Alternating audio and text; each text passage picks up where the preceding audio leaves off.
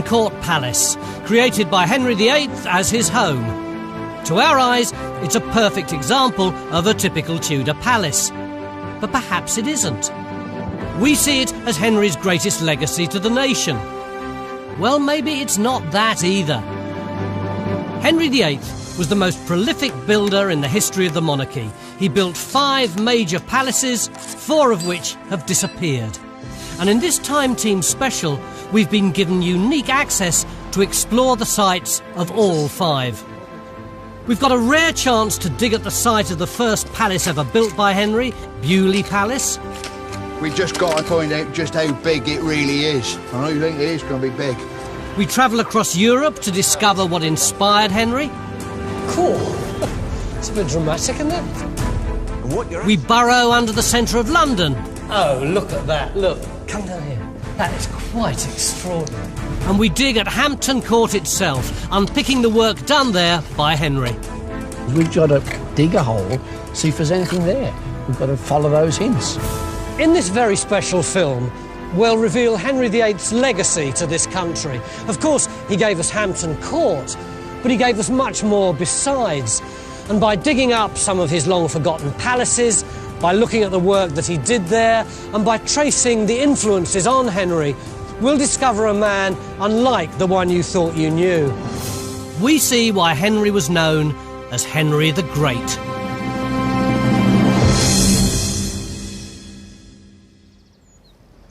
In 1509, Henry VII died, and Henry, his son, became Henry VIII.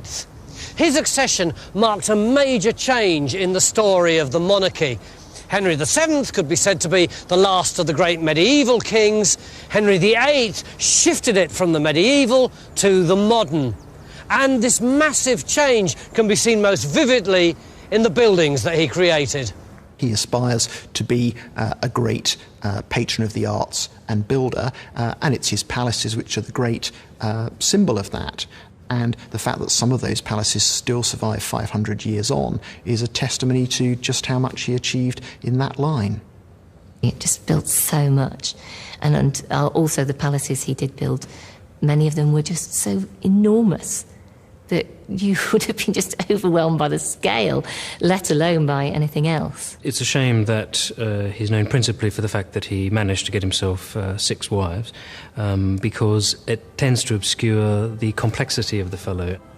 At the time of his death, he's given the title Henry the Great. He's seen as a great builder and renovator of architecture. Henry was born in 1491, so was just 18 when he became king. He inherited several palaces, including Greenwich and Richmond. But at the age of 25, he decided he wanted to build himself something modern. That palace has gone now, demolished. But this school in Essex is on the site. The palace that Henry built here was his first, and it started an obsession with building that carried on for the next 30 years. This is New Hall School in Chelmsford, a building that sits on the footprint of Henry's original one. He built it in 1517, but at the time he already had 2 sumptuous places just outside London, in Richmond and Greenwich. So what did he want here? Henry called his new palace Beaulieu, beautiful place. The name expressed his desire for fine things. Just outside Chelmsford, it was a day's ride from London and the East Coast. The whole of England faced east until Henry VIII's time, because we're trading over the Baltic with Germany, and so the East Coast ports like Hull and then Harwich, not far away, were major centres. Now, to be between the capital and the eastern coastal ports was a good place to be. Essex had good flat hunting ground, so it wasn't a bad place to live at all. What did it look like? The first plans we have are 100 years after Henry left, so there is no drawing that shows us what he saw. We have to work it all out. Pretty sure that the entrance gateway was built by him. Also sure that he built a new set of lodgings. But once you get through the gatehouse into this area, it's all to play for. Very little archaeology has ever been done on this site, so we've got a rare chance to look at an original Tudor palace. The building that Henry erected here has gone. This school was put up on the same site. We've got some much later images and a plan of what's supposed to be Henry's palace, but we simply don't know if they're accurate. They've never been tested. But we've done some geophysics, and there's a clear target over what's marked on the plan as the gatehouse. You can see quite clearly one tower, entrance through the middle, and then the second tower. Yeah, I can see that. We've got the one tower here. It extends back something like this. Yeah. So you've got the tower there, the actual entrance coming through here. OK. And then, well, another tower here. I mean, it basically lines up with the doorway you can see. Yeah. I mean, I reckon once you peel off the turf, you know, you're going to be straight onto the archaeology. No one's ever dug this gatehouse before. If we find it and it marries up with the later plans, it'll help prove they're accurate. And John was right. We hit archaeology straight away. Yeah, that is plummeting on down there, look. We just got to now find out just how big it really is. I think it is going to be big. Within a few hours, Phil's taken this a lot further, and he's got the foundations of a substantial-looking gateway. You seem to have quite a lot of wall. Is it Tudor, Phil? It is Tudor, and it is the gateway. Where I'm standing is the turret of the gateway, and over underneath that spoil tip there, we've got the other turret. And if you come round here, you can actually see. Look straight down the avenue. The gateway between those two buttresses, which is the gateway, goes straight down the avenue, straight into the main entrance of the school.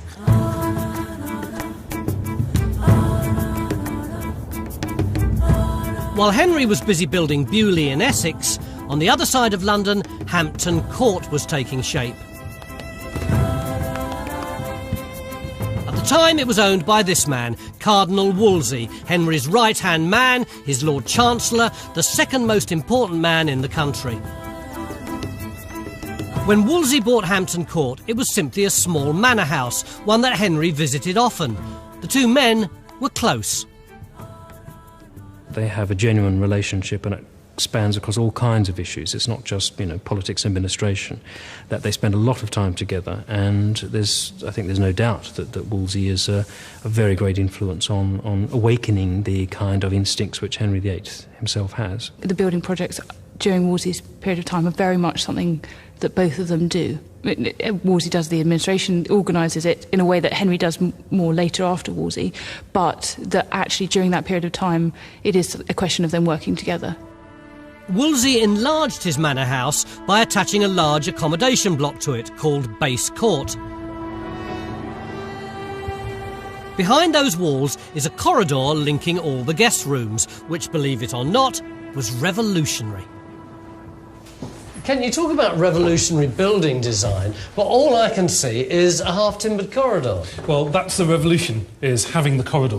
Why do you say that? Well, you have to remember where we are. We're standing within Base Court, so that large quadrangle that when you arrive at court, you sort of first enter and where you're received at Wolsey's court and at Henry VIII's court. So that's out there? So that's just out there. And the big quadrangle all the way around? Yeah, and then off all those corridors are two-room apartments. So you arrive as a nobleman at Henry VIII's court, you bring your own retinue and you have to be sort of put up. And when you come here, you're put up in the lap of luxury. Why is a corridor so revolutionary? Because normally you would have had sort of lodgings arranged around a courtyard for visitors to court or visitors to a nobleman's house. But each one would have had their own door. So you would have just sort of arrived and sort of gone in, whereas here... Oh, I see. This is much more like... it's like a monastery with the corridor all round it, except it's sealed off. Yeah, so this means that you can get from your apartment to anywhere else, more or less anywhere else in the palace, especially to the dining hall, to all where sort of the great feasts and receptions are held, without going out into the harsh English climate. It's a premier travelling. Absolutely. Having a corridor inside was way ahead of its time. It was the very latest idea, symptomatic of a new concept, comfort. So the new Tudor palaces sprouted loads of chimneys, the clue to there being lots of fireplaces and the luxury of being warm. The fact that Henry VIII in particular had all the latest in building and the latest in silverware and latest in clothes, that wasn't just because he was the sort of person who liked that kind of thing. It was because you had to have all that kind of thing to show that you were the leader of society.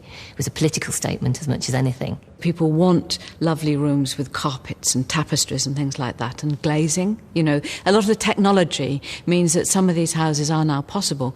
But the main thing is that you don't need any more to have something with a moat round it, which you can defend in time of need.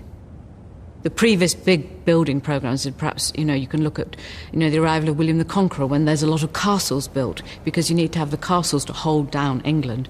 With Henry at a time of peace, you go like, OK, what do we want now? We want houses and palaces. One such house was at Beaulieu, where Phil's making good progress looking for the gatehouse. Beaulieu Palace was to be a family home, as Henry lived there with his first wife, Catherine of Aragon. At the time it was built, Catherine gave birth to a baby girl. All that remains of it now above ground is a huge crest that sits inside the New Hall School chapel. We know that this was attached to the gatehouse that Phil's digging. There's a much later drawing where the crest can be seen. Phil, that coat of arms is pretty big. It kind of implies that this gatehouse must have been massive. It really was massive, Tony. I mean, the trench that we've got here just scratches the surface. And in fact, it doesn't really address the gatehouse at all. All we've really excavated is the gateway. The gatehouse goes literally out to those trees over there. In fact, where the barrow is one side. The walls of the gatehouse were absolutely massive. And if you look over here, we can actually show just how big this thing was, because the main turret is going to go in there, and at the back here you can see we've got this massive octagonal stairwell.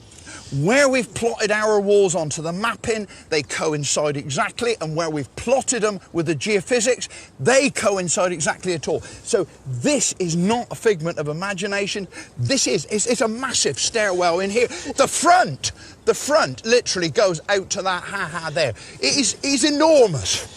Jonathan, I think Phil used the word massive about 4 times there. But from the archaeology, all we know is that it's massive this way. But that doesn't mean that it was particularly impressive going out that way, does it? It was a big-shouldered square thing, and this 18th century view shows exactly what it looked like to any visitor. And there's the King's arms, almost dwarfed. This is our coat of arms from inside. Exactly, but this is the narrow side. In fact, this internal face is broader still. On any scale of Tudor gatehouses, this is a whopper. But couldn't it have been rather like a 1930s cinema, that you've got this elegant facade, but behind it you've got nothing more than a prefab? It did happen in some Tudor houses. You've got the promise here of great glazed interiors, these fabulous chimneys showing people are kept warm in comfort. But this site delivers. Go through that gatehouse, and this is what you see. That, in fact, forms just a small part of not just one courtyard, but what contemporaries describe as being a complex of 8 courtyards with all the paraphernalia for royal entertainment. The brickwork in here is early Tudor. This gatehouse sits exactly on the plans we have, which proves that this is indeed a plan of what Henry built. With 8 courtyards, Beaulieu Palace was huge, a magnificent palace. Henry had started the way he meant to go on. His buildings reflected his personality. Henry's buildings say what things like the Holbein picture of him say, which is a sense of his own grandeur. He dressed himself magnificently, he had extraordinary tapestries. His buildings are a similar symbol of what life should be like for him as a king and what he wanted to say about himself. What Henry wanted to say was, I'm rich, I'm powerful, and I'm here to stay.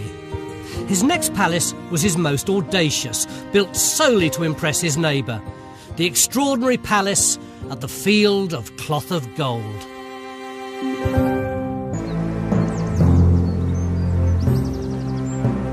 This is New Hall School in Chelmsford, site of the first major palace built by Henry VIII.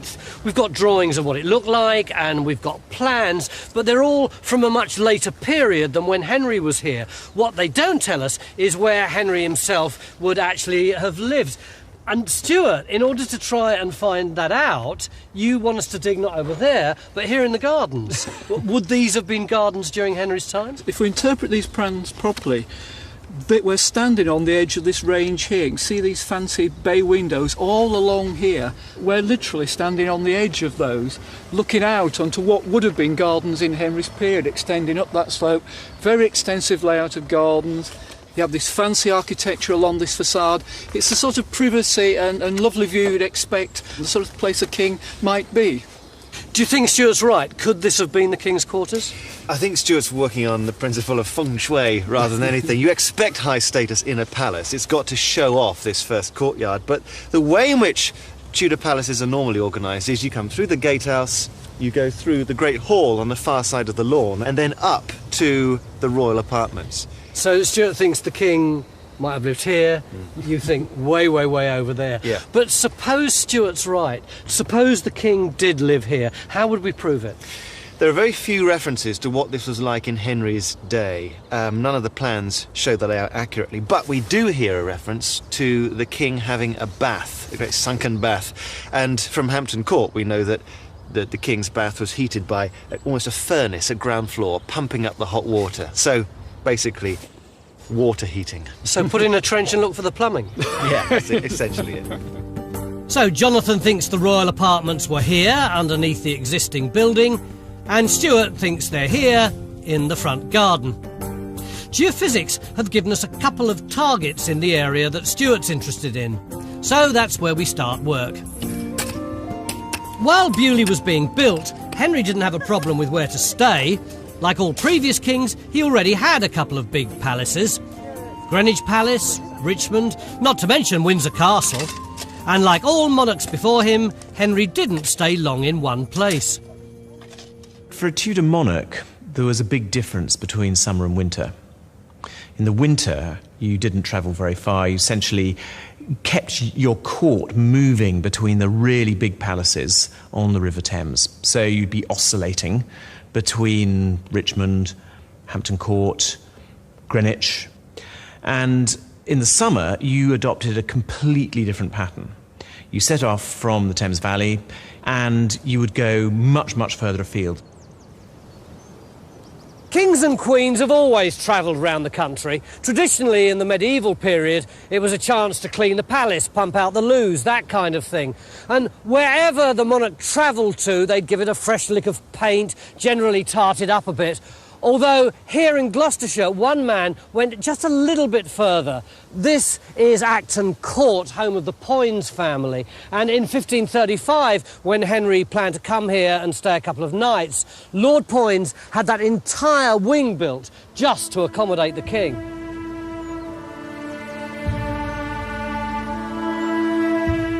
As Acton Court shows, the nobility would go to great lengths to welcome royalty, so at first, like previous kings, Henry expected people to put him up as he toured the country. But he didn't want to depend on others, so he began a lifelong spending spree accumulating his own houses. Henry's palaces tell us a good deal about his kingship in terms of their sheer number.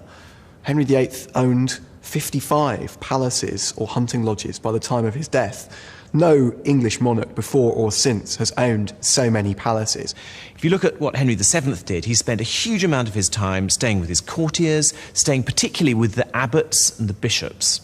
Henry VIII is totally different. Henry VIII wants to stay in his own house. In his own house at Beaulieu, our dig's going well.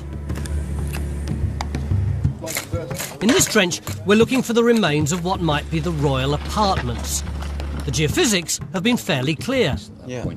And the detail is so good, you can actually see the individual... Big bay windows. Bay windows, yeah. According to the radar, King Henry should have been stood here looking out of the bay window. Were we right? Yes, you were right. There's a bay window just here. You can see this circular shape. That's one over there. Helen is actually uncovering another bay window over there. Just exactly where John had predicted. What we're seeing at Beaulieu Palace is the scale of the design. It's grand, a big wing, a huge gatehouse. Even at the age of 25, Henry surrounded himself with splendour and wanted to impress his subjects. But he also wanted to impress on a wider stage. So his second palace was a very different beast altogether, an audacious piece of political and actual engineering.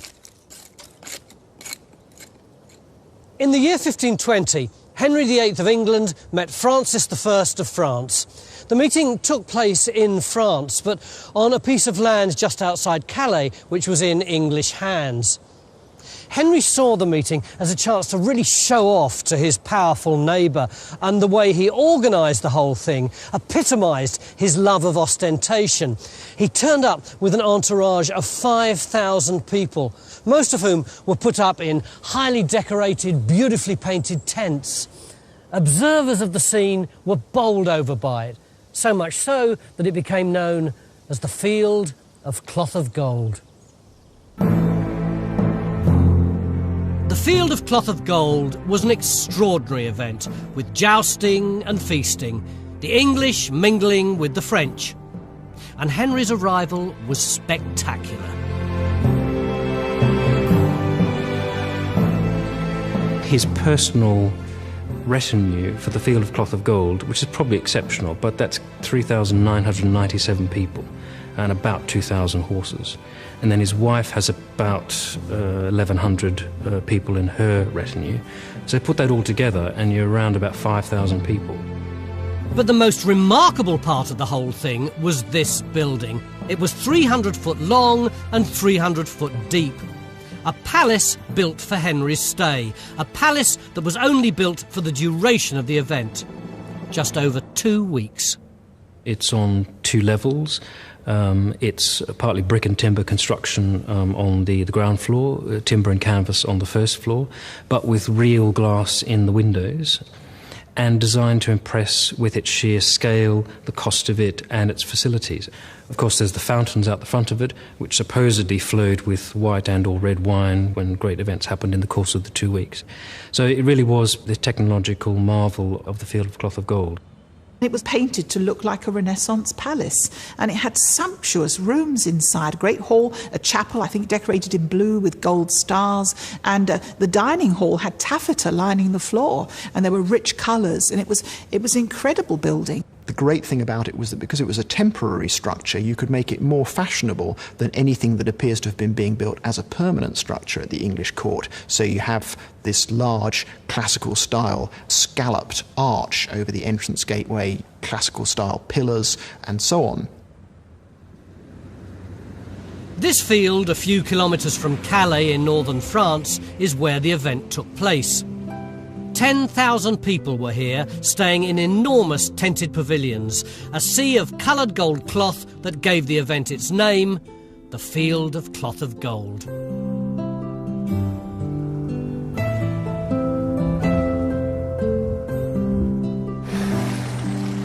Just beyond the field is the town of Guisnes, where Henry had his temporary palace built.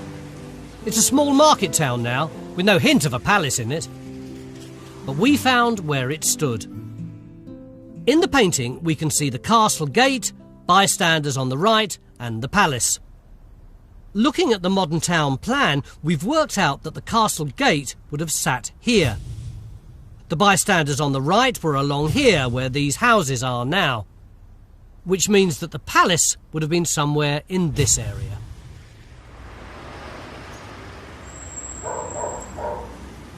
We can reveal that this tatty bit of ground is the site of Henry's palace.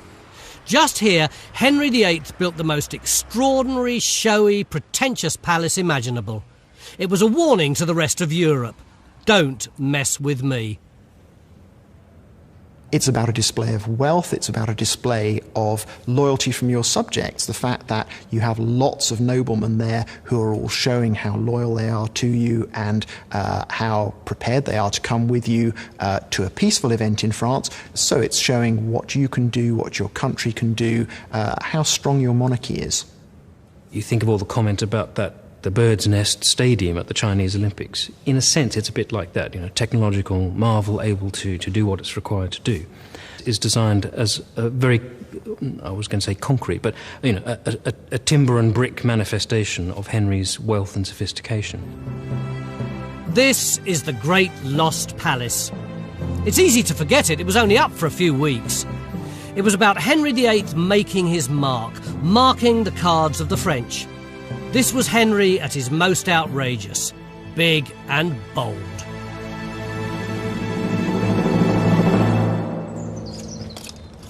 And over at Henry's first palace at Beaulieu in Essex, we've got more evidence that Henry went large even at a young age. Beaulieu was a big place with a huge gatehouse and 8 courtyards. It had an enormous crest on the gatehouse, marking Henry's territory. And we also now have some impressive windows. These are quarters fit for a royal. You got some intriguing looking archaeology here, Matt. Yeah, it's great, isn't it? We're standing inside the building, main back wall there, and can you see the slight curve in the bricks? That's where we'd had one of these large bay windows. And inside, we've got this lovely brick floor here, and can you see there's a drainage channel sloping away from it down there? That's original. We hadn't expected a floor like this. The drain suggests this is a kitchen or laundry, but it's a small one, and Jonathan has a theory about it. I think this is too small an area for the king's quarters that would have included his bathroom. We've got a lot of small rooms on this ground floor area that shows its service, but the bay windows are for rooms above, which are rather grander. So an important person who needs a lot of activity to service them. And I think that this is a laundry area and maybe kitchens away from the main laundry and kitchens on the far side of the site for someone who needs extra care and attention. And it's this year, 1516, that young Princess Mary is born. That's Henry's daughter who became Queen Mary. Exactly, Bloody Mary, yeah. I think this is the nursery wing of the palace. To have found this nursery floor is fantastic. With plague gripping London, keeping a young child out at the family home in Essex would have been a good decision. And we've also found an amazing clue that we're on the right lines. In this Aragonese pomegranate on the crest, it's got the usual display of seeds through a slit. But this one has a Tudor rose emerging from it, a clear symbol of the birth of a young Tudor, confirming that this palace is all about the issue of children. By the 1520s, Henry had really got the building bug. He'd already built Beaulieu and his temporary palace in France, but now he started work on a new project, a massive palace that's still with us 500 years later. Hampton Court Palace. Darn me, that's impressive. That's fantastic, isn't it? Really impressive. You ever been here before? No, I haven't. I mean, for me, it's too close to London, and I don't like London, so no, I've never been here. You get the same disease that I got then. If it's inside the M25, you don't go there. I think we can blame Henry VIII for that attitude, you know. He seems to spend all his time in these palaces around London. Whereas the medieval kings had palaces all around the country. In the days before television and before things like heads on stamps, the only way people ever saw their monarch or their queen was if they perambulated around the country. My fear, my hatred of London would probably mean that the only thing I'd ever have is me head on a block. I'm sure I would. You and me both, Phil. You and me both. This is amazing, though, isn't it? It's huge. It's far bigger than I thought it was going to be. Hampton Court was one of Henry's favourites. We think of it as his biggest monument, and we're getting the chance not just to excavate untouched parts of it, but also to touch the glamour that Henry brought to the place.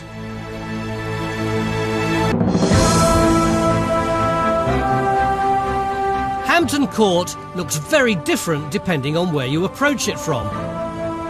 From this side, the east, it looks a bit like the Palace of Versailles, all straight lines and sharp angles. William III knocked down much of the Tudor palace and built this in its place. On the other side, though, is the Tudor part, largely built over a 30-year period. Over there, now long disappeared, was the tilt yard, where the jousting took place. In its day, the tilt yard was absolutely huge. It stretched from right over there, where that wall is, down to there, where that wall is now, by where the big tree is. Not only that, it was out here too, right down to that wall, and over here down to that wall. Of course, none of those walls were here at the time, but what were here were 5 towers. 4 of them were demolished about 400 years ago. The other one is just there behind that cafe. And we've been given the unique opportunity to excavate the other 4. What we don't know is where they were or what they were used for. This drawing of them is one clue we have as to where they might have been. We've done some geophysics and Stuart's done a full landscape survey. So where do we go from here? Kent, surely somebody must have looked for these towers before. Oh, they've always been a matter of real intrigue because they're so beautifully depicted in this Wingard view of about 1558. But people really haven't had the opportunity to do that, partly because this area has been so developed over the years, so it became gardens and kitchen gardens and was divided up by walls. And one has always survived, which is the one behind us, which became a cafe. And when that was extended, there was a little bit of work done over here behind the wall, and that showed up maybe a bit of wall in this area. A bit of possibly tower wall. But Stuart, if we know they're here, shouldn't they be incredibly easy to find? I would think so, wouldn't you? But if you look carefully at the bits on Wingard's drawings and you know there's architectural reality to it, and knowing that that's the one that's in the Tilt Yard Cafe at the moment, you can start to define where they ought to be. So what I've done is got my best guess, as it were, using all that information, where they might be within these compartments here. John, we've got acres of lovely grass here. You've got solid archaeology. Surely this should be a doddle for geophys. Well, that's the problem. Have we got solid archaeology? Geophysics can only detect what's surviving. Do you mean some of this masonry might have been nicked? Yes, it could easily have been robbed out, and with the sort of landscaping that's gone over the years, it's difficult to know what we're looking at. But we have got some positive results. I mean, here, close to where we stood now, you can see the possible footprint of a tower. The suggestions are definitely there, but taken as a whole, I mean, to be honest, we've only really got hints of what might be there. What are we going to do, Mick? I think we've got to look at the hints, you know. We've got to look at the geophys purple areas where they tie up with Stuart's suggestions. We've got to dig a hole, see if there's anything there. We've got to follow those hints. So we explore 3 areas. Under the patio, where a bit of wall had been found before. On the lawn opposite the standing tower. And along a wall joined to the standing tower. This will take quite a bit of unpicking. These little towers in the Tilt Yard. Yeah. What on earth are they for, Kent? The 2 easiest ones, I think, are these 2, and you see they sort of mirror each other. Yeah. Here and here, and they sit within the wall, and they probably mark the entrance into the tilt yard because you see there's no wall between them. Yeah. I mean, maybe also changing rooms for the 2 teams. So if you're jousting or you're in a mock battle, then you have 2 teams who are competing one against the other. So that might explain those. Tudor changing rooms then is one possibility. And then you've got this amazing one in the middle that shows off the sort of magnificence of the palace. And it clearly had amazing views out over the estate and also out over whatever is going on around it. So are they partly viewing platforms? It's possible. Henry is watching, and his leading courtiers are watching the battles. They're probably being served really remarkable food. Right.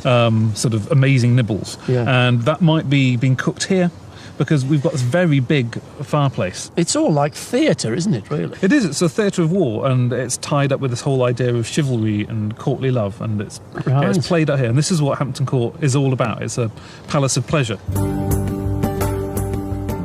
Across a 30-year period, the Tudor part of Hampton Court burst into life.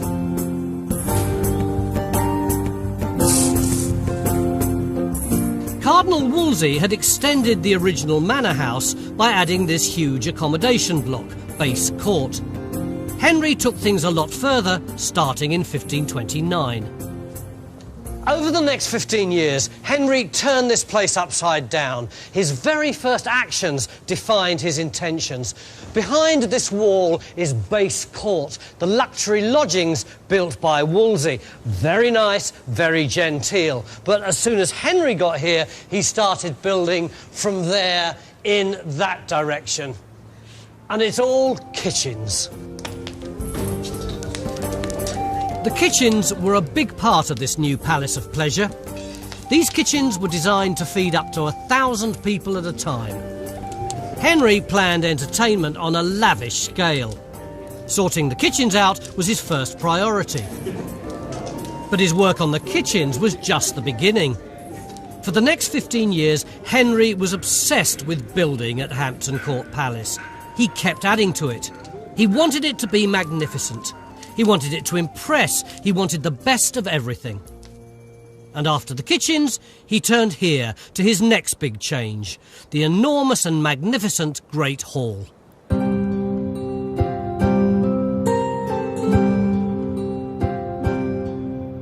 We're in the Great Hall of Hampton Court Palace, the most magnificent Tudor space in the entire country. But if you think that's exciting, take a look at those. These are the Abraham Tapestries. They're called that because they tell the story of the biblical hero Abraham. And believe it or not, apart from the crown jewels, those are the most valuable historical artefacts in the entire country, which may seem a bit surprising. After all, they do look a bit faded and manky, don't they? Certainly compared with the glories of the ceiling. But if you look closely, those threads are made of silver and gold.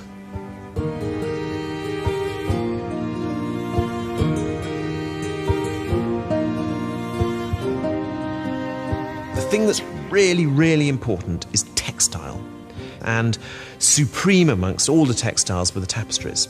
These were hugely, hugely valuable artefacts. And putting them into a sort of modern context, a set of tapestries would cost the same amount as a warship. So Henry VIII had a choice of building a warship like the Mary Rose or ordering a set of tapestries. By the end of his life, Henry had 600 tapestries. I mean, an average nobleman might have 50. It's on a lavish scale. So it would have just been a sense of awe at the magnificence and splendour of this king, which is what it's all about.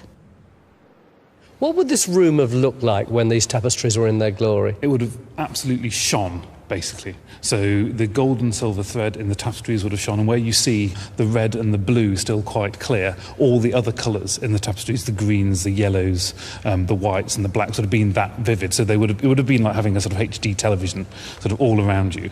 And then the floor wouldn't have been the sort of plain wooden floor, it would have been a tiled floor with large, almost certainly green and white tiles.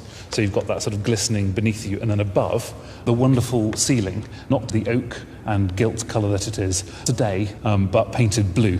Bice is the word that they use.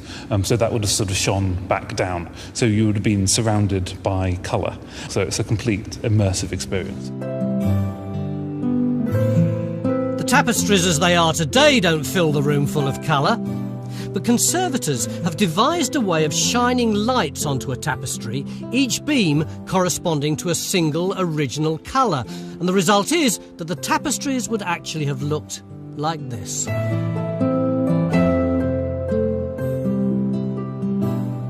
Putting this with the coloured ceiling and floor, we get an idea of how this great hall would have looked. These palaces were garish, and we, if we went into them now, would think this is pretty ghastly.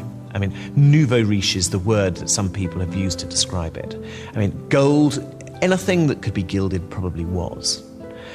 Very bright colours, primary colours, blues, reds. These are textiles shot through with gold thread and silver thread, very, very bright, vivid coloured silks. You're entering a world of colour, you're entering a world of sensory overload, if you like. Over at the tilt yard, in our search for the missing towers, we're getting mixed results. We put trenches in alongside this wall, under this patio, and here on the lawn, where Matt is struggling. So did we get this tower then, Matt? Well, it's not looking great. I mean, we positioned this trench here because the geophysics showed an anomaly. Yeah. And the sketches and the views showed something in proximity to this area, but look, we opened this huge trench, and we're down onto the natural sand there, and there's no sign of any walls. The closest we've got, really, is this line of rubble along here. Oh, well, this red stuff all along here? Yeah, if you go all the way along here, in fact, if you look where Jacek's digging here, yeah, we took the opportunity to push the trench just in that direction. You can see it coming around there, and he appears to have a cut or something across the bottom. I mean, it looks as if you've got a lot of bricks in the bottom there, including one of those vitrified bricks they make the patterns up with in the walls. Yeah. So you're thinking there's a wall under that path? Yeah, we've just caught the edge of it here. It's going out that way. And we can't get at that? No. At the patio, we're not having much luck either. There's nothing here. No sign of any walls. Our best hope at this stage is alongside the wall connected to the one remaining tower. So where are we on the print then, Kent? Well, what we hope is that we're here. So if you remember over here, we have the Tiltyard Tower that survives. It's now our cafe. Yeah. And what that seems to do is to mark the entrance into the Tiltyard. So the wall comes up on this side and that side, but there's nothing in the middle. So how have you got on then, Rebecca? The interesting stuff is this early wall that we've got the foundations for down the bottom here. That rubble down there, Rebecca, I mean, it looks to me like very irregular bricks and stone. Could that not be just foundations for this later garden wall? Well, it's possible that that's foundations, but looking at it, the way that it's not actually evenly matched brick, it's sort of odds and sods. It looks like it's sort of been nibbled away, and it's actually what's left from robbing of the earlier tower. So how are you going to resolve that then? I'm going to dig a big hole, sondage the middle and go down, basically. Because presumably if it's the tower, it's going to have a massive foundation, whereas if it's just a garden wall, it's going to be relatively light, I would have thought. If we find more of it, then we're looking at the tower. If we find less of it, then it's the garden wall. The Tiltyard we're exploring at Hampton Court is one of many features Henry created to impress. He was desperate for the Tudors to be seen as the only rightful monarchs, steeped in the country's traditions. There was a complete Tudor obsession with sort of chivalry and knights and shields and banners and beasts. Great passion for heraldry, displaying your coats of arms, your ancestors' coats of arms, your wife's coats of arms, your family's coats of arms. There was no way going into a Tudor palace that you could be under any illusion that you were in the palace of a very, very rich, very, very powerful man who knew what he wanted. Henry knew exactly what he wanted.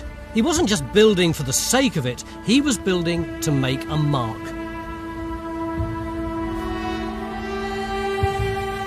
Henry's father had stolen the throne, and then his older brother Arthur had died, so Henry always felt the need to prove himself as king. The propaganda messages of his father's court are being constantly pumped at Henry, even more than they would have been at Arthur, his elder brother, because Henry's there on the spot. And of course those propaganda messages are all about how the Tudors have been providentially raised up as a dynasty by God to solve England's problems, the Tudor rose, the red rose and the white rose superimposed on each other to produce a new family that will end all England's problems. Now, of course, the problem with that, potentially from Henry's point of view, is that if he can't carry on that dynasty, then something must be terribly wrong. If that's God's job for the Tudors, then why can't Henry do it? And probably that underlies some of Henry's frantic concern to have a son to carry on the family mission. Showing the world he was in charge, showing everyone he meant business, demanded that the outside of Henry's palaces had to be as splendid as the inside. Most people would have only passed Hampton Court by on the river, so even the outside had to look good. Not only were the bricks naturally red and black, but they were also painted black and red, and the mortar was outlined in white. And then it was surrounded all over with the most fabulous weather vanes all over the top that were gilded. And you can imagine how fabulous they would look on a sunny day. And of course, it was such a large place as well. You couldn't possibly miss it. The Thames was a bit like the M25 in those days, with lots of traffic up and down it. So plenty of people would have seen it. So it was a very, very solid way of saying, look, I'm here to stay, don't mess with me. Henry worked on Hampton Court for 15 years, and in that time transformed it completely. He added all these kitchens and the Great Hall. He rebuilt the King's lodgings. In 1533, he built this wing as the Queen's new lodgings for Anne Boleyn. This was all added in 1537 for Jane Seymour. If you look at the phases of building that happened at Hampton Court, most of them can be tied in with his marriages. By building new suites of apartments for the latest queen, but also making provision for children he either hoped to have or he actually had. And just after the birth of Henry's son Edward, these 5 towers were built in the Tiltyard. After 3 days' worth of digging, we now have got some positive results. We found a lot more than we dared hope for. Oh, that's good. That's great, isn't it? What do you mean that's good? Well, we were hoping to get great deep foundations, weren't we? Well, it's our foundation wall for the tower that we were looking for. Yeah. Why do you think that might be the tower wall, Rebecca? Well, we said yesterday that if it was the foundation for the tower, it would be going down and fairly substantial, as opposed to being a fairly slim garden wall foundation. And yes, there's a lot more of it. But do you think it still might be going under this building behind the wall? I think it's likely. I think this sort of more recent house is actually put on the former footprint of the old tower. In other words, you think it's facing that way rather than that way towards Phil? Yeah, I think there's a lot more tower sort of behind me this way. Under the building covered by this red roof sat one of the missing towers. This stonework is the only evidence left that it was here, but it's enough. And over at Matt's trench, we've got more good news. He's found a wall, albeit just a small part of one. This is a bit of a triumph, isn't it? That's definitely a tower. Oh, yeah. I mean, it's only a tiny bit of it, but it shows that we're on the site of where this tower was. I think the whole thing's worked, actually, because, I mean, that one's still there. And, of course, the one under the wall, which is where the red roof cottage is, that's another one. And because we know the positions of those, I think we can say that the middle one must be somewhere under this wall. And the only one we don't know the position of is the one under the grass a bit further over. So we found 3. We think we know where a 4th one was. Yeah. 3.5 out of 5? Yeah, I reckon so. Why have we found so little of them, though? I think that's to do with the date when they were demolished, which seems to be the late 17th century. And at that date, it was well worth recycling all the bricks, the stone, everything, and reusing them elsewhere. Because brick was quite a valuable commodity in those days. In the southeast of England, whereas other parts of the site, they don't bother recycling later on in the 18th century. Because they're, by that time, manufacturing an enormous number of bricks. Absolutely, they can buy millions of bricks from Oxfordshire or Bedfordshire or wherever. It isn't worth recycling, but at this time it is. And I think that's the reason this has gone, other places elsewhere haven't. No one has found anything here before. Finding these 2 bits of wall give us a glimpse of another part of Henry's palace at Hampton Court, another part of it that was lost. Up here on the roof at Hampton Court, you get a real sense of the complexity and grandeur and sheer scale of Henry's architecture. But all that over there is down to him as well. All around Henry's palaces, he created vast green spaces to be his private hunting grounds. Today, 500 years later, they survive even in the very centre of London as some of our finest parks. Henry VIII was the most prolific builder in the history of the monarchy, but 4 of his major palaces have been lost. Even at Hampton Court Palace, the only Tudor palace left in the country, much of Henry's work has gone. Half of the palace was knocked down by William III.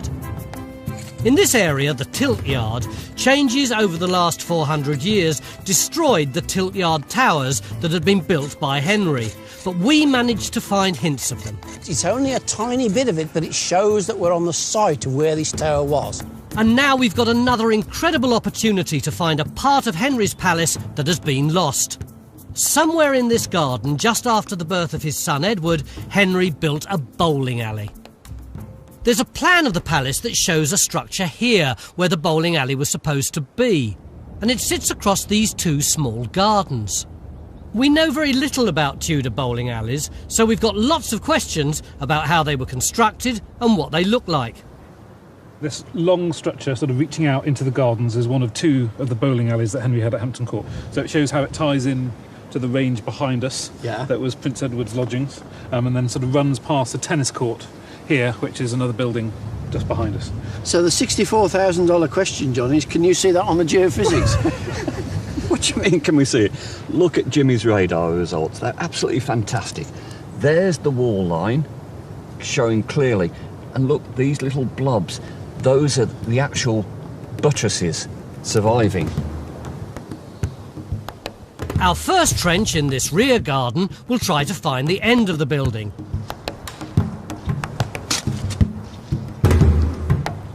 But in the front garden, where we opened a large trench against the existing garden wall, we've got a bit of a result. Dan, you seem to have uncovered quite a lot of brick. Indeed, yes. 3 different layers of it, the top one being the 18th century garden wall, an offset with a similar date, but more interestingly, this piece of wall underneath, where the bricks are a lot smaller and appear to be Tudor. Now that is intriguing, isn't it? Wouldn't it be nice if we actually found the wall of the bowling alley right under the garden wall? Well, it's on the right alignment anyway, because we know it comes off that building at the back. One side of the bowling alley seems to be under this garden wall. What we have to do now is find the other side. Bowling was very popular in Tudor times. Henry himself built several alleys, and as he loved to gamble on games, that probably included bowling. But none survive, and the only picture is this one. It shows a long, narrow building with what looks like a small room at the end. We don't actually know how the Tudors played bowls. The alleys themselves seem to have sloping sides to them, possibly so that you could roll a ball and it could overtake the one in front to get to the skittles at the end. At the far end, was there a place where servants could wait and then jump into the alley and set up the skittles again? It's a very strange sport. So I think it's particularly interesting to try and unravel the structure of the building, because the structure of the building is one of the ways where we might be able to understand how this pretty bizarre Tudor sport was actually played. After another day's worth of digging, we've got the other wall. And it's a big one. When I was last here, Mick, this was a tiny little trench which you were going to project that way in order to find the other wall of the bowling alley. Well, that's right, and another wall that's shown on the map. And so we did that. We're pretty sure that wall is on top of one side, and we came across this wall here. And this would have joined onto the building at the back. But there's a problem with this piece of wall here. Which is what? On the 18th century plan, it's shown with buttresses along it. There's no buttresses there, are there? No, and we've opened enough of a length to see if there would have been. So that sort of threw us into a bit of a conundrum. Was this actually the bowling alley wall or not? Yeah. So come and look at this over here. Because we got Dan to project the line through here. The line of that wall? The line of that wall, which you see at the back, and you see in front of him there. Oh, buttress. Yeah, on a chalk block foundation, and then what's the interval down between them? It's about 2 metres. So 2 metres that way, look. Look down that hole. Oh, come and have a look. Buttress City, we've got another one. So this definitely is the bowling alley? So it's definitely the bowling alley. It's going that way. If you go and look over the wall, up that ladder there. You serious? Yeah. Yeah. You look over the wall, you'll see the rest of it. Got your crampons with you? I must resist the temptation to go and pull the ladder away. Hey, Faye. What you got over in your trench, then? Well, we've got a continuation of the wall you've got in your garden running all the way through here. We haven't got the end of it yet. I mean, it's at least 60 metres long at the moment. 60 metres for a bowling alley? Mick, can we really believe that Henry chucked his bowls 60 metres? Well, they must have had lots of strong arm muscles to do that, mustn't they? It's rare to find evidence of a bowling alley. They've all disappeared. So finding this tells us a lot more about them. At 60 metres, this bowling alley was 3 times the length of the alleys we use today for 10-pin bowling. It must have been a very different game from what we think of as bowling. Maybe they played it in stages. The bowling alley was one of the last parts of Hampton Court to be built by Henry. His building work here was largely finished by the end of the 1530s. By any standards, Hampton Court is and was an impressive size. But it was nowhere close to being the size of the largest palace Henry ever built, here at Whitehall in the centre of London.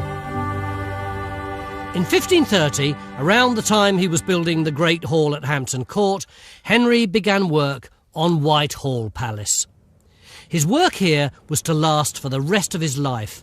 He probably never saw it without scaffolding on it. Whitehall Palace was a joint project between Henry VIII and Anne Boleyn. And amazingly, we still have the accounts this very day of large sheets of paper being delivered to them at Greenwich. And they undoubtedly sat down with a pen and with these large sheets of paper and sketched out what it was they wanted to have built. And the royal workmen turned that into proper construction drawings, and off they went. So I think something that is very, very important to remember about Henry VIII in this new enthusiastic phase he has, he is a hands-on patron. He's not handing it over to an architect to deal with it. He himself is specifying precisely what it was he wanted to live in. Whitehall Palace covered most of the area occupied by Whitehall today. On this side of the road was the living quarters. Across here, in what's now Horse Guards Parade Ground, was the fun part. This was the tilt yard. This is where they held tournaments. So from just behind me, right the way up there, more or less up to Trafalgar Square, was where people got on their horses and thundered up and down with their javelins and their lances. And over here? This was what you might call the recreation centre, the entertainment complex. It still is, it's Downing Street. Well, you're right. I mean, just to the left of where 10 Downing Street is there, you had the tennis courts, you had 4 tennis courts, you had a bowling alley, there is a cockpit for cockfighting, and there are sort of ornamental gardens and a whole series of galleries. On the edge of what was the tilt yard here sits what's now St James's Park. And that too was once part of Henry's palace at Whitehall. It's quite easy when you think of these palaces just to think of the buildings, the bricks and mortar in the middle, but of course they were actually just a sort of pinprick in the middle of a huge area of land. Huge chunks of London still belong to the Crown Estate, belong to the royal parks, simply because Henry VIII put them there when he was building this huge landed buffer zone around his palaces. Part of it was just status. If you had a huge royal palace, you wanted to set it in huge landholdings. And that's really what Henry VIII was doing. He wanted to be able to get on his horse and to be able to ride for 10 miles on his own land. This is part of Henry's legacy to us. Around all his palaces, he left us big open spaces that we can all enjoy today, even in the centre of London. The palace at Whitehall is gone. There's nothing left on the ground, but there is under the ground, in a basement underneath the Ministry of Defence building. And what you're actually going to see is his wine cellar. Oh, look at that. Look, come down here. That is quite extraordinary. But Simon, if this was just the wine cellar and it looked so spectacular, what was the rest of the place like? Every single room here was designed specifically to try and emphasise Henry VIII's wealth, his taste, his power, his influence, his piety, whatever it might be. But if you and I had been peasants at that time, well, you wouldn't, but I might have, would we have thought, oh, wow, this is incredibly modern?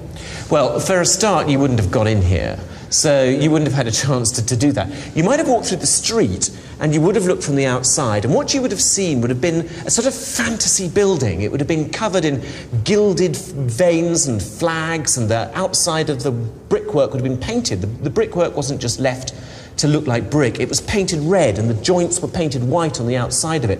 The windows were brightly painted. They all had stained glass in. So Whitehall Palace was very, very bright. It was very magnificent. It was a fantasy building. It was like something out of tales of chivalry, out of the court of King Arthur. Whitehall was a fantasy building. It was the biggest palace in Europe. Henry wanted his European neighbours to understand just how powerful he was. He saw himself up there with the great emperors in Rome. At Hampton Court, Wolsey installed these terracotta roundels on the walls to remind us who was in charge. Decorating a building in this way was drawn from the latest fashion that was sweeping Europe, from the great Italian Renaissance, from Florence and Rome. The Italians had the inspiration and the craft skills. Henry wanted what they had. When we talk about Henry and his relationship with Rome, we tend to see things in a pretty straightforward way. Henry had a row with the Pope, split with Rome, and started the Church of England. Except that actually things were much more complex than that. Henry started out as a big fan of Rome. He even wrote a book called In Defence of the Seven Sacraments, which basically said the Pope was absolutely right and Martin Luther was completely wrong. Many of the ideas the Tudors used in their buildings came from here and from Florence.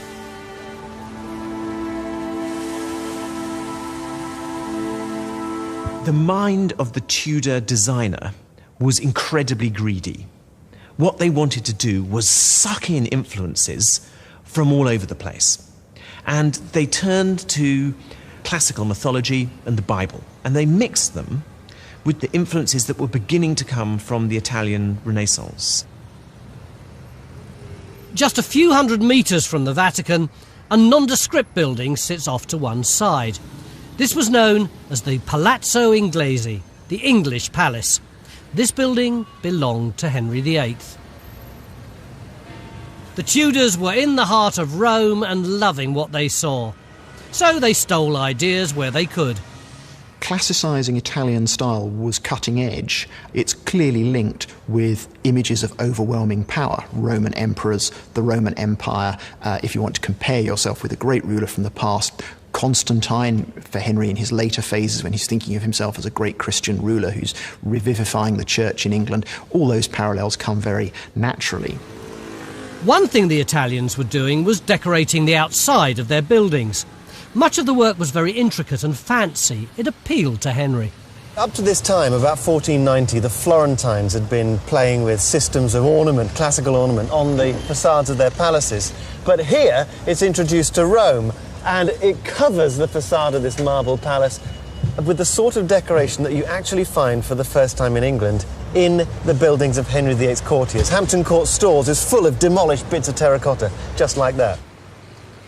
The terracotta roundels at Hampton Court are a great example of this, and they're busts of Roman emperors, so they're paragons of rule.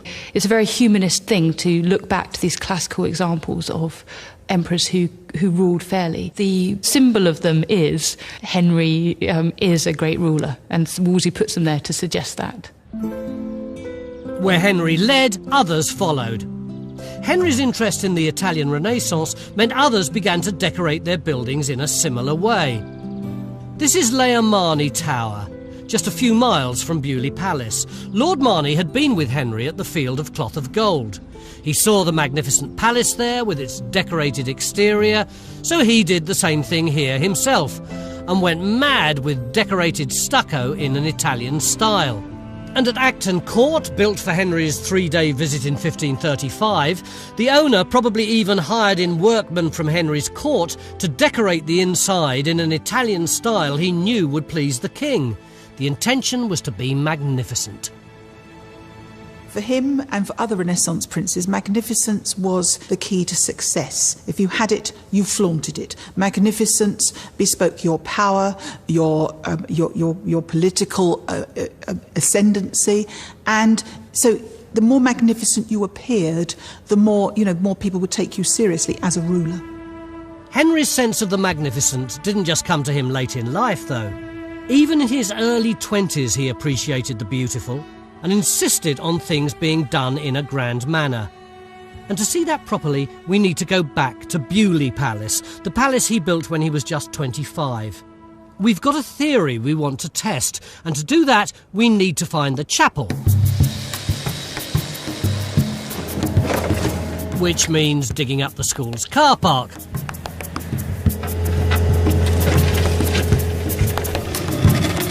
Let's hope it's there.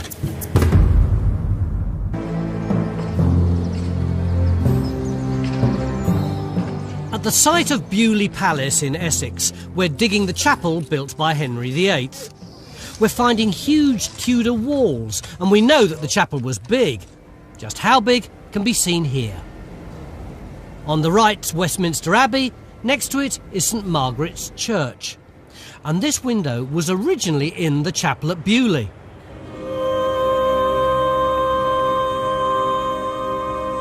Beaulieu Palace was the first palace built by Henry VIII. It was cutting edge in its day. The latest designs were making their way here from Europe in books on architecture, like this one, which Jonathan discovered in Oxford. This volume contains a book by an Italian architect called Alberti. It was essentially a book on how to build palaces.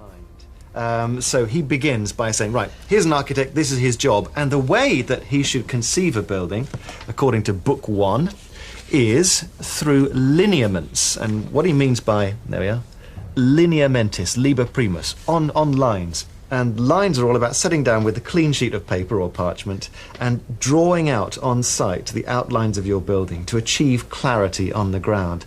But can you say that any of the principles in here actually influenced the building of Henry's palaces? A surveyor called William Bolton comes on the scene in about 1503, and he's a surveyor on Henry VII's Chapel, on Hampton Court, on Beaulieu, and then on the Field of Cloth of Gold. Every one of those is designed according to perfect squares. Alberti's principles in Chapter 1 seem to have been understood by the British court, and they've taken this to heart. And back at Beaulieu, built by Bolton, we can see evidence of this thinking. One of our targets this week has been to find the chapel, and by the look of it, Jonathan, you're bang on the money. It's amazing, isn't it? A vast building, this one. Walls about 5 feet thick. And we're on the corner of the chapel, the southeast corner where it meets the vestry. And that great chunk of brickwork in there is the platform for the altar, so we're right under the east window. Built in 1517, this chapel shows just how early Henry adopted European thinking. These walls continue and they meet with the gatehouse. Renaissance design hit Essex, and it was the surveyor William Bolton who was responsible.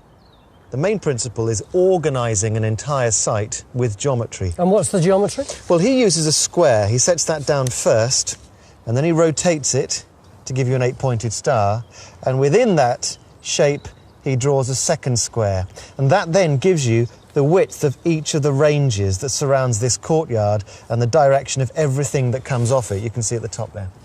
So our trench here and the gatehouse are linked by that geometry. We're standing here on that part, and over there at the apex of the corner of the square is the gatehouse. Exactly. In fact, it skims the angle of the gatehouse turrets themselves. The point is that Bolton regularises the heart of the thing with this geometry. And that purity, that rationality, that order is exactly what a monarch could want to be represented by. Henry's lost palaces were all built along similar lines.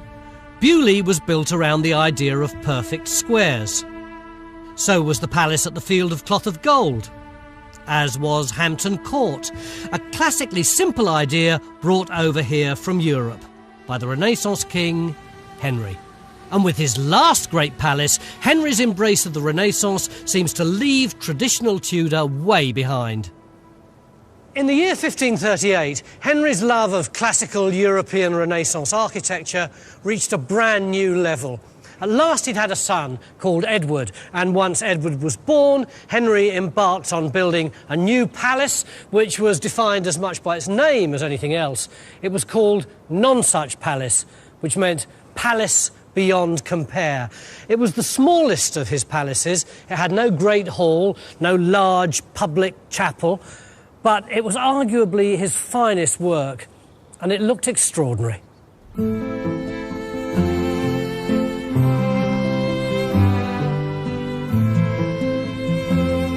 The most magnificent was Nonsuch. We can tell that from the designs. That would have been extraordinary. It was based on this Italian Renaissance style of architecture and interior decoration, and it would have that would have been the most magnificent of his palaces. It's a great shame we don't have that. Nonsuch Palace was here in Surrey. In 1959, even before Time Team was around, this was the site of the biggest public archaeological dig ever held in this country. Martin Biddle led the dig. It must have been the most extraordinary place to dig. And were you just here for one summer? Yes, we did it in 10 flaming weeks of 1959. Over 100 people were digging. You know, we had 75,000 visitors to the excavation. Oh, gosh. And it was treated as if it was a Romano-British house, very thoroughly stratigraphic and very carefully controlled. Nonsuch was clearly Henry's last great burst of Italianate decoration. And what's spectacular about it was the inner courtyard with these giant stucco figures, of which only fragments now survive. Right, so we're now at the inner gatehouse. We're going to walk up 8 steps into the inner court. Now, if we stood here as a visitor, what we would see, rising high on the wall facing us, the wall of the south range, would be a great stucco figure of Henry VIII with the young son Edward by his side. Golly.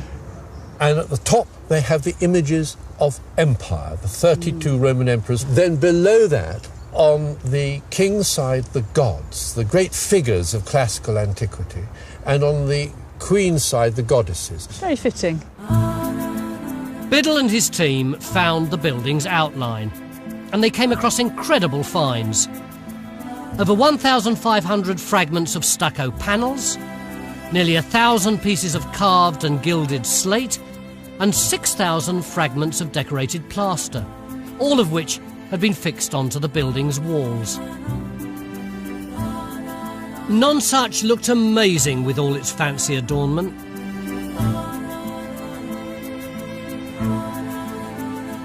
This was the Italian Renaissance gone mad. It was Henry's swan song. There's one surviving palace that looks like Nonsuch would have looked. This is Palazzo Spada in Rome. Cool.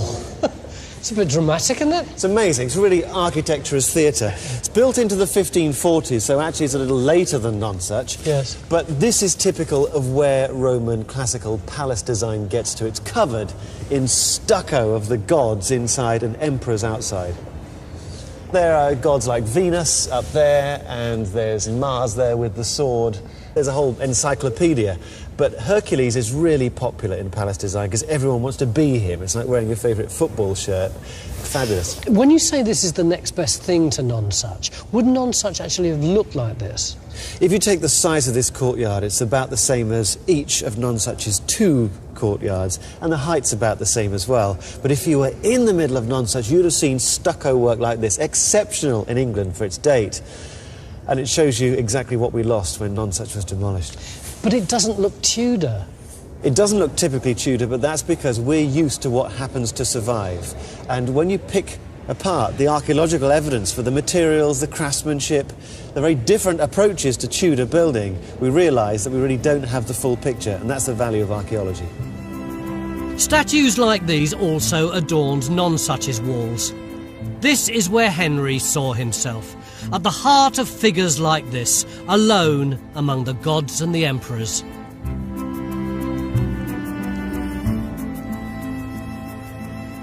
These classical figures were thought to be figures of power. And at long last, Edward has been born to Henry as a son to continue the Tudor dynasty. So Henry and Edward are amongst the gods and the goddesses and the emperors and the liberal arts and virtues. The whole thing is a massive dynastic statement. It's a statement of hope for the future of the dynasty, a statement about the status of the dynasty, and it's the greatest piece of propaganda ever erected by any English ruler. Propaganda and realpolitik? Or was it just plain fantasy? Which of these worlds did Henry live in? Well, he lived in both. This painting is the perfect example of how Henry wanted to present himself, surrounded by his loving wife and children. This is his daughter, the future Queen Mary. This is his son and heir, Edward. This is his other daughter, the future Queen Elizabeth. And this is his wife, Jane Seymour. Except this painting could never have happened like this because Jane died while giving birth to Edward. It's not real. It's the world as Henry wanted it to be. Deciphering Henry's world isn't easy. Just when you think you're right, you might not be. We know that this background is Whitehall Palace. Or is it? The difficulty about Henry VIII's palaces is that so few of them survive. So we don't really know what Whitehall looked like. We don't really know what Greenwich looked like. We don't really know what Richmond looked like. And so when we look at Nonsuch, which is actually one of the better documented ones, it's very tempting to say, oh, isn't this fantastic? This is out of the ordinary. This is very unusual. But we don't know. We do know that some of the same people who worked on Nonsuch worked at Whitehall. And it would be surprising if a palace that was almost certainly built for his son and heir was more magnificent than the principal palace of the realm at Whitehall. So I think what we can say about Nonsuch is that it was absolutely the latest style, but it's very, very likely that big chunks of Whitehall Palace in particular were very, very similar. Seeing Nonsuch throws all our ideas about Tudor building up in the air. But then there's almost nothing left of most of Henry's palaces. Even at Hampton Court, much of his work was replaced by William III. What we do have left there gives us a glimpse of Henry's world. Henry's legacy to us is big open spaces and grandiose architectural statements. The Great Hall and the interiors hint at the splendour. The roundels hint at the Renaissance. Hampton Court shows Henry as a man of power, an intellectual who studied the Renaissance and imported it here. And most of all, we see a man who was determined to impress his subjects and the world with his importance and his own magnificence.